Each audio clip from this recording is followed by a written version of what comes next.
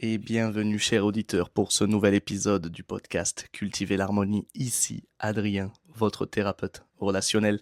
Aujourd'hui, pour un nouvel épisode où nous allons parler d'hommes sains, d'hommes capables, ce fameux terme utilisé par bon nombre de femmes aujourd'hui, en 2026.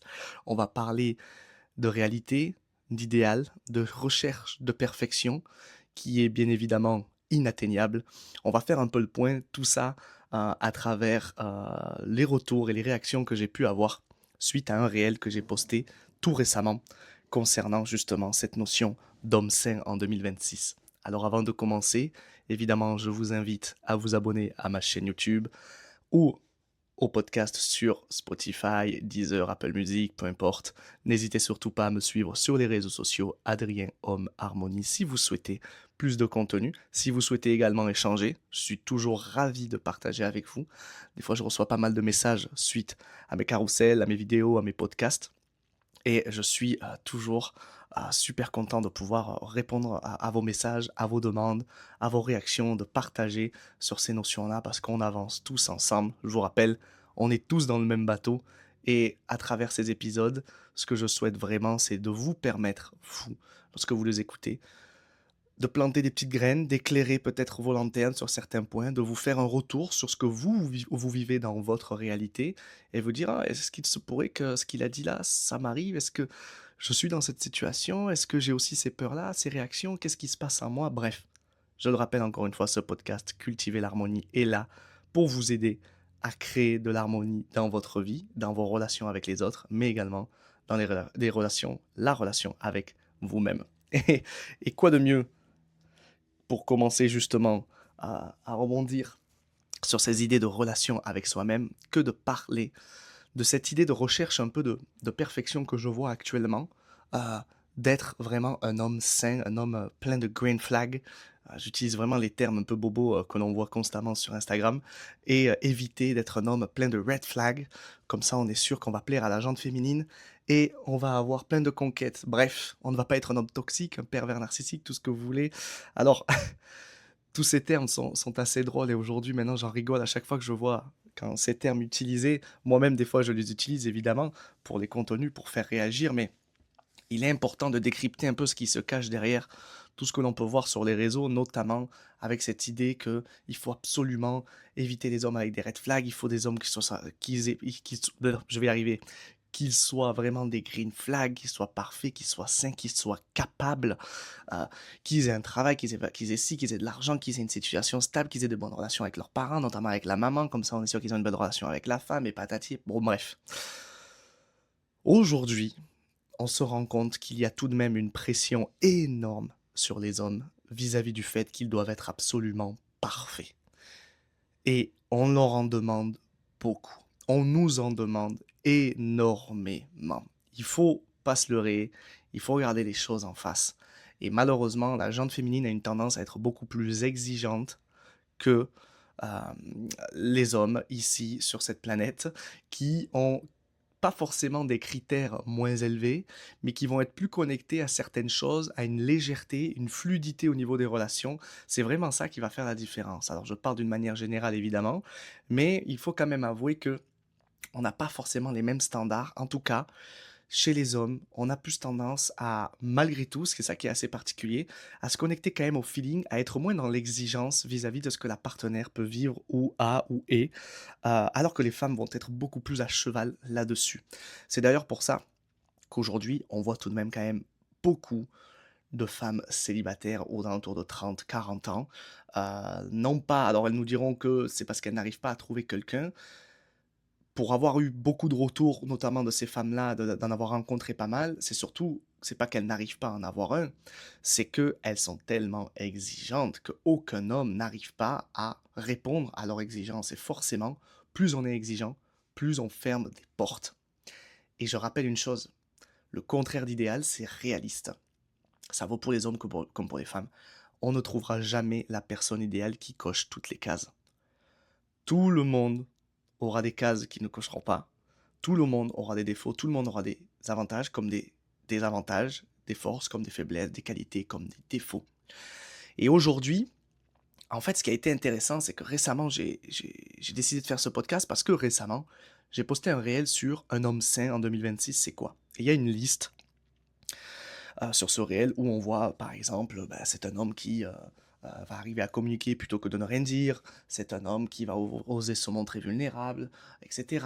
Enfin, plein de petites choses comme ça, qui sont vraiment toutes très logiques et très saines en soi, vraiment. Et ce qui est intéressant, c'est de voir dans les commentaires par rapport aux femmes et tout, il y a beaucoup de femmes qui disaient ouais, ça n'existe pas et patati patata. Mais en fait, oui, ça n'existe pas. En fait, ce qu'il faut bien comprendre, c'est que l'homme parfait n'existe pas. Par contre, on peut tendre, on peut aller, on peut mettre l'intention de devenir cet homme-là, mais il faut se rappeler que notre état d'être, notre comportement, nos attitudes ne font que fluctuer en fonction des circonstances de la vie et de comment on va réagir. Donc vous pouvez être l'homme le plus calme au monde et on vous dit que c'est une qualité incroyable, il y a forcément un moment donné dans votre vie où vous allez perdre ce calme-là. Et là, oh mon Dieu, mais attends, comment ça se fait qu'il s'est énervé, c'est un red flag, il est toxique, il s'est énervé contre toi, bam, et là on en prend plein les dents. Il faut bien comprendre que l'on doit tendre vers un idéal tout en se rappelant qu'il est en soi inatteignable. On aura tous des défauts. On a tous des faiblesses. On a tous des casseroles, que ce soit les hommes comme les femmes. Et donc je vois beaucoup d'hommes aujourd'hui qui se mettent la pression à vouloir être des hommes parfaits. Moi le premier également. Je suis toujours là des fois à vouloir être parfait, etc. Mais la perfection n'existe pas. Donc c'est une quête sans fin où on va s'épuiser. Et surtout, lorsqu'elle est présente et qu'elle existe, aujourd'hui, malheureusement, c'est un rôle que les gens jouent. C'est-à-dire que bien souvent, on va rencontrer des personnes, on va les dater, et au bout d'un ou deux mois, on va s'apercevoir qu'il y a des choses qui sont assez cheloues, assez bizarres, etc. Quand on découvre un peu le poteau rose, ça veut dire que, au final, dès le départ, la personne n'était pas 100% elle-même. Elle jouait un rôle. Et on a tendance à faire beaucoup ça aujourd'hui, dans les rencontres, etc. On s'empêche d'être soi-même dans nos qualités comme dans nos défauts. Et c'est super intéressant parce que récemment, j'ai vu un interview de, c'était le podcast de Alex Hormozy avec Tony Robbins. Et puis je suis tombé sur une vidéo de sa femme qui disait mais quand j'ai rencontré Alex, la première fois que je l'ai rencontré, bien évidemment que j'ai vu que en fait il avait plein de red flags en fait. Et le truc, c'est que comme elle a dit, j'ai vu qu'il avait des défauts. Et en fait je me suis dit c'est ok parce que moi aussi j'ai des défauts en fait. Ça semble logique en soi. Et elle parle du truc comme ça où elle dit mais moi aussi j'ai des défauts en fait. Les gens ils attendent la personne parfaite mais elle arrivera jamais parce qu'on a tous nos défauts.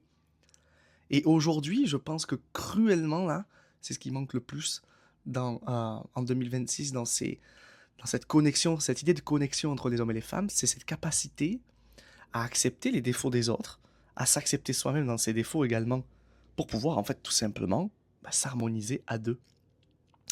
Et récemment encore, une autre petite anecdote, j'écoutais un podcast de Lise Bourbeau sur c'est s'estimer sans se comparer, c'est sur la comparaison, et elle expliquait en fait que on rencontre toujours quelqu'un qui va être souvent à l'opposé sur certains points dans notre vie, exprès pour nous apprendre justement à s'accepter dans ce que l'on n'accepte pas en soi en fait. C'est-à-dire de nous aider à nous accepter dans nos défauts à travers ce qui nous met en réaction chez l'autre. Et elle prend l'exemple que elle, c'était quelqu'un qui était très rapide. Elle aime pas les gens lents. Quand ils font des papiers, quand ils font des choses, etc., il faut que ça soit fait rapidement. Et son mari, lui, c'est tout l'inverse. Lui, il était dans la lenteur. Mais en fait, en réalité, les deux étaient en réaction. Un en adoptant la lenteur, l'autre en refusant la lenteur. Et en fait, les deux avaient tout simplement eu des peurs vis-à-vis de ça dans leur enfance, etc. Et chacun réagissait à sa manière au même problème. Et donc c'est important d'en prendre conscience parce qu'en fait, elle devait apprendre justement à ralentir et à s'accepter quand elle était lente. Et lui, il devait apprendre à accélérer un peu et à s'accepter également quand il était dans cette lenteur, etc. Donc il y a toujours en fait un apprentissage à réaliser avec l'autre en face. Et ça, le meilleur moyen, c'est justement de comprendre ce qui nous met en réaction vis-à-vis de l'autre. Et forcément, ce qui nous met en réaction, ça va être les défauts de la personne. Ça va être des fois des comportements un peu nocifs, ça va être un peu des comportements un peu relous, ça va être des comportements un peu particuliers. Donc aujourd'hui, il est essentiel de se rappeler ce point-là. L'homme parfait n'existe pas. Ne cherchez pas à être parfait, soyez vous-même. Il me semble que c'était Fabrice Lucchini qui le disait il a dit dans une émission de télé, il disait: «Cultive tes défauts, c'est ton âme». Et c'est ça en fait que souvent des personnes elles nous marquent dans notre vie. C'est pas forcément par rapport à leurs qualités, c'est surtout par rapport à leurs défauts. Si on prend l'exemple par exemple de grands boxeurs, etc., je prends Mohamed Ali, je prends Conor McGregor, évidemment que les mecs, on remarque leurs qualités, etc. Mais on les apprécie et on les remarque aussi de par leurs défauts, leur côté égocentrique, leur surconfiance, leur côté un peu méprisant vis-à-vis des adversaires, etc. C'est ça qui fait que la personne, elle nous marque et qu'on apprécie le personnage ou pas. Mais encore une fois, le problème qu'il y a lorsqu'on essaie d'être parfait, d'être l'homme parfait, c'est qu'on veut plaire à tout le monde. Mais plaire à tout le monde, c'est plaire à n'importe qui. Et aujourd'hui, si vous cherchez vraiment à trouver un idéal féminin avec vous, il est important que vous soyez vous-même le plus possible. Déjà d'une, parce que ça va être plus facile pour vous de vous sentir bien avec la personne, de vous sentir vous-même, mais surtout parce que ça va faire le tri vis-à-vis des gens que vous allez croiser. Si en étant vous-même, vous vous rendez compte que peut-être sur 10 personnes, il y en a 2 qui vous apprécient, qui vous acceptent, etc., ben c'est que c'est vraiment les 2 bonnes personnes pour vous. Les autres, ce ne seront que des personnes qui vont vous mettre un peu en difficulté, qui vont vous faire vivre beaucoup d'émotions et ou qui peuvent essayer de vous contrôler et ou alors vous allez vous contrôler pour justement être apprécié d'eux. Et ça, c'est jamais bon. Donc pensez-y, posez-vous vraiment la question si aujourd'hui vous êtes dans cet état d'âme-là par rapport à la pression qu'on voit sur les réseaux, etc., d'essayer d'être un peu parfait, quels sont les défauts que j'ai et en fait, il faut les assumer. Il faut même en rire, en fait. Il faut même en rigoler. Il y a pas de... Tout le monde a des défauts. Et je vais vous le dire honnêtement, si vous rencontrez quelqu'un qui est constamment à cheval sur les défauts des gens, qui est constamment dans l'exigence, etc., laissez cette personne-là dans l'exigence. Elle est en train de se pourrir la vie elle-même. Les gens exigeants sont extrêmement exigeants envers eux et ils transposent leur exigence sur les autres et vous allez vivre des relations très très très compliquées où on va vous en demander énormément. Déjà qu'on a tendance à tous s'en demander énormément, mais en plus quelqu'un qui vous met la pression derrière, oh non, la vie elle est trop courte pour ça. La vie elle se doit d'être simple, elle se doit d'être fluide, de lâcher du lest, de lâcher prise sur tout ça, de d'arriver justement à accepter nos défauts, à en rigoler parce qu'il n'y a rien de grave en réalité. Il n'y a rien de grave. Que vous soyez jaloux, que vous soyez quelqu'un d'impulsif, que vous soyez quelqu'un un peu de vénère, quelqu'un de peu stressé, quelqu'un d'angoissé, quelqu'un un peu de déprimant, de relou. Il faut arriver à en rigoler en fait. Quand on en rigole, c'est là que tout change, que l'énergie est différente. Et je vais vous donner un exemple pour finir là-dessus. J'ai vécu une relation où moi ça m'arrivait d'avoir beaucoup de colère des fois, mais des fois pour des trucs débiles. Parce que quand avec mes problèmes de santé au niveau du ventre, c'était souvent compliqué, j'avais tout le temps mal au ventre, mal au ventre. Et on sait qu'à un moment donné, quand on a tout le temps mal au bide, c'est pas plaisant, ça nous tend, c'est compliqué. Et des fois, ben, j'avais des réactions, je m'énervais ou je tapais du poing, je dis putain, je pétais un peu les plombs comme ça, mais pour des trucs débiles, mais j'arrivais à saturation en fait avec le ventre, j'arrivais pas à gérer correctement à l'époque. Et puis des fois aussi, tout simplement, c'était ma limite en fait, voilà. J'avais atteint une limite là-dessus et bon, ben ça pétait quoi. Et je me souvenais toujours de cette fille avec qui j'étais pendant 3 ans, j'avais vécu une superbe relation avec elle. Et elle rigolait en fait quand je me mettais en colère. Elle rigolait. Et c'est fou parce que rien que d'en penser, ça me fait rire parce que au moment où je m'énervais et que je la voyais rigoler, je me disais mais putain mais en fait elle se fout de ma gueule, tu sais, je voyais qu'elle se moquait un peu, tu vois, mais c'était pas méchant, mais et moi ça me faisait un bien fou en fait.